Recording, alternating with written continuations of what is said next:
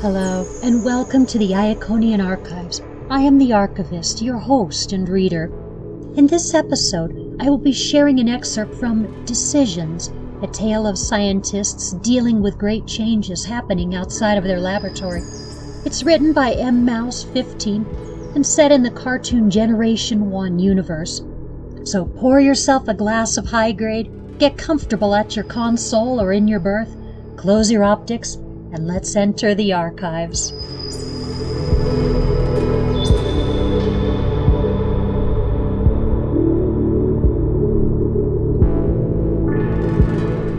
Jetfire hummed in contentment. His experiment on the densities of various grades of energon was going well.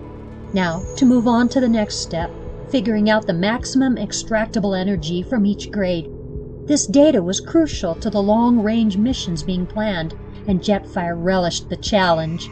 His partner, Starscream, was working on his own experiments. His own knack was reworking energon, compressing it in such a way that more fuel was available from a lesser amount of space. Good for long-range missions, except...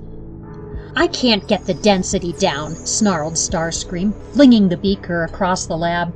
Jetfire merely raised his brow ridge. "And this surprises you? Why?" "Getting the size down doesn't matter as much as lightening the load," Starscream replied.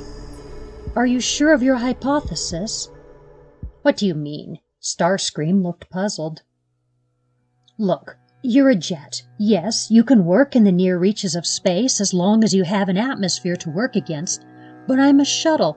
I'm built for space, and I can tell you, having more room to put more fuel matters to me far more than having a lighter load. Once I'm in space, the load doesn't matter.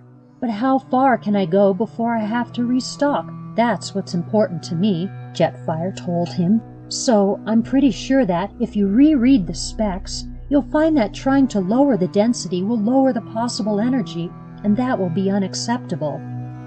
Starscream glared at him for a moment, then grabbed a datapad from his desk, flipping briskly through the document.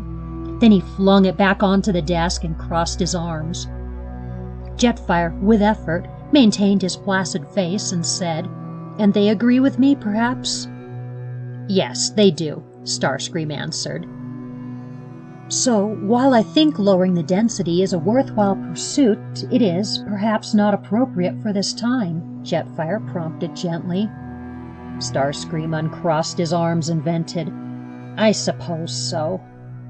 Jetfire turned back to his experiments, and after a few long moments, Starscream returned to his work table, scribbling notes on his write-up and moving his equipment around. They settled back into their work, comfortable with each other.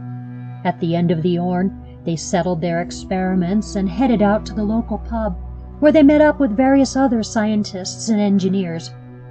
As was becoming the norm, the conversation soon turned to politics. "And this gladiator is going against the council. He'd best be careful," one said. Starscream spoke up. "Megatron. His name is Megatron, and he's asking good questions. Why is it so easy to attend the gladiatorial combats? We can have time off, the entry fee is small or sometimes non-existent. Whenever something comes up the council doesn't want us to question, a new grand battle is announced and mechs forget their questions and talk about the various gladiators instead. We're scientists. We're supposed to ask questions, and the whole lot of you are behaving as stupidly as the masses." "Starscream," murmured Jetfire, putting his hand on Starscream's arm. Starscream shook it off. "You don't ask questions either, Jetfire." Jetfire replied calmly, "I ask questions in the lab, where I know the parameters and how to create an experiment that answers my questions, be it in the negative or the positive. I have nothing to do with this messy political stuff."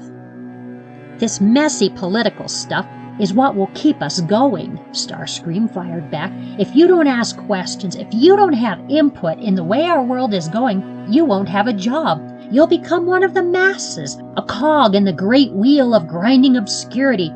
The Council of Ancients is exactly that, clinging to a golden age that is long past and refusing to change to meet the challenges of the future." With that, Starscream stormed out. Jetfire apologized for his partner and left soon after, sinking deep into thought as he wound his way to his bunk. Starscream did have good points. As he thought about it, Jetfire realized he had to agree with many of the points Starscream had raised. The Council did seem to avoid any new programs that would change the lives of the majority of the population. Rationing had been in place for Vorns, but nothing was getting better. Instead, more work was being asked of the lower classes of mech, the miners, the dock workers, the laborers, the ones that kept their planet going. Jetfire felt shame. He was one of the elite, a mech considered necessary for society's functioning, so he had plenty of fuel every day. He worked in a large, clean lab, and every Orn his trash was emptied, his lab dusted without disturbing his experiments, his needs taken care of without any input from him. It just happened, and Jetfire had long ago tuned out the workers that kept his life running so smoothly. He had access to medical care, the tools he needed, the supplies he needed. He had large stocks of energon sitting in his supply room, waiting for him and Starscream to run their experiments. How many mechs could be fed from just his stockpile? Could it be that many of the lower-class mechs attended the gladiatorial contests simply because energon was provided to the spectators? Jetfire gave up on recharge and headed back to his lab.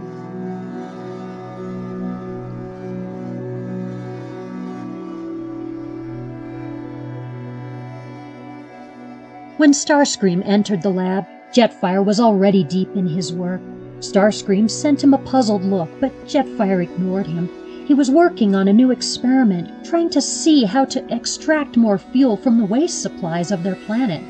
He justified it to their overseer by pointing out that pure energon stocks were not necessarily an expected resource on many of the planet's long-range missions encountered, and being able to extract energon from other, lesser sources was actually a really good idea. When Jetfire broke his fast, he took a stool and settled across from Starscream at his table. Starscream finished his titration and made a note, then looked at Jetfire. "You're right," Jetfire admitted. "I've been blind."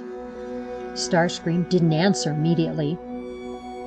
"I have been fortunate, and I haven't considered how difficult it would be for someone who is not in the same position I am," Jetfire continued. "Did you know that I was once a gladiator?" Starscream asked. No. How could you?" Jetfire snapped his mouth plate shut. Starscream smirked. "Yes, isn't it funny how one Orn's worth of contemplation can be dismissed by inherent prejudices? Or did you think every gladiator was an idiot? I fought my way here, Jetfire, both literally and figuratively. I was partnered with you because you're the shining beacon of the science division, the one who can do no wrong, and it was hoped that your influence over me would save me from the infamy of my past." "Starscream, I'm sorry," Jetfire said.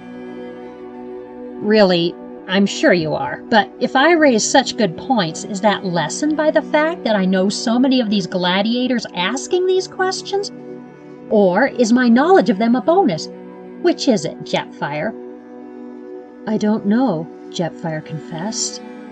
Starscream told him, "Decide, and soon. You may not like what Megatron is saying, but the Council likes it even less, and they will take steps to erase him." With that, Starscream left the lab. Jetfire waited for him before returning to his work, but Starscream did not return that Orn.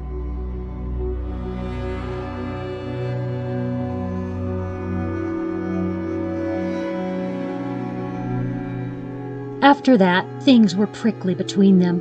Jetfire completed his new work and shared the information with Starscream, who acknowledged it but didn't comment.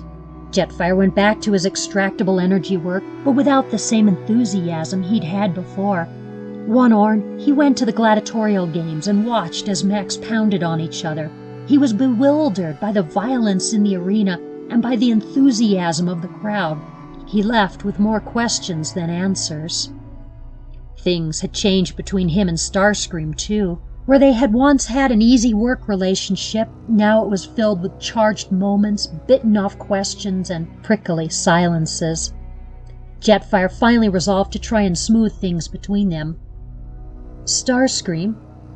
"Yes, Jetfire." "Can we talk?" Jetfire wrung his servos. Starscream laughed. "Oh, nothing good ever comes of those words, but sure, we can talk."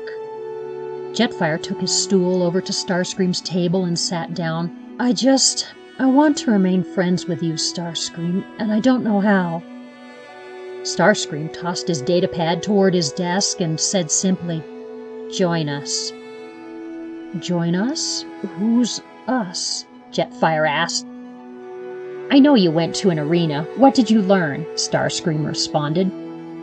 "I learned that it's brutal and violent, and the crowd really seems to get into each fight."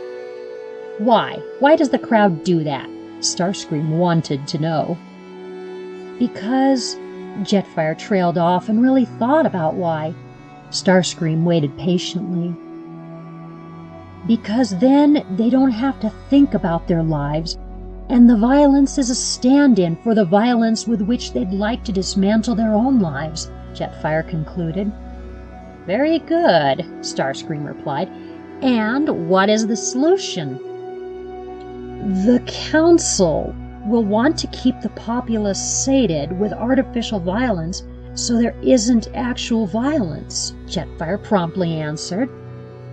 "Allow me to assure you, from experience, that the violence in the arena is very real," Starscream told him. "But yes, the Council doesn't want the violence to escape the arena and involve them in a manner that would be detrimental to their health and well-being." "So, the us you spoke of is what? A group that wants to overthrow the Council?" Jetfire's voice dropped halfway through his sentence. "Yes," Starscream answered simply. Jetfire abruptly stood up, pacing the length of the lab several times before regaining his seat. "I can't," he said. "Can't or won't?" Starscream asked him. "I don't know," Jetfire admitted. Starscream leaned forward and Jetfire leaned to meet him. "You need to decide, and soon. This situation is volatile, and Megatron is fast running out of patience for the Council's nonsense." With that, Starscream left him.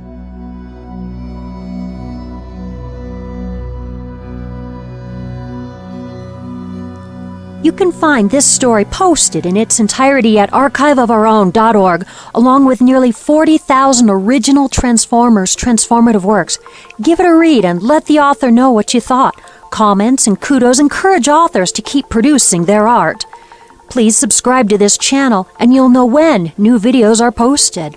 As always, comments and suggestions are welcome below. If you would like to suggest a story or a selection from a longer fanfic for reading here on the Iaconian Archives, please view our video from the archivist suggesting content, and you could hear me read some of your favorite Transformers fanfiction. From tonight's author and myself, thank you for your time and support.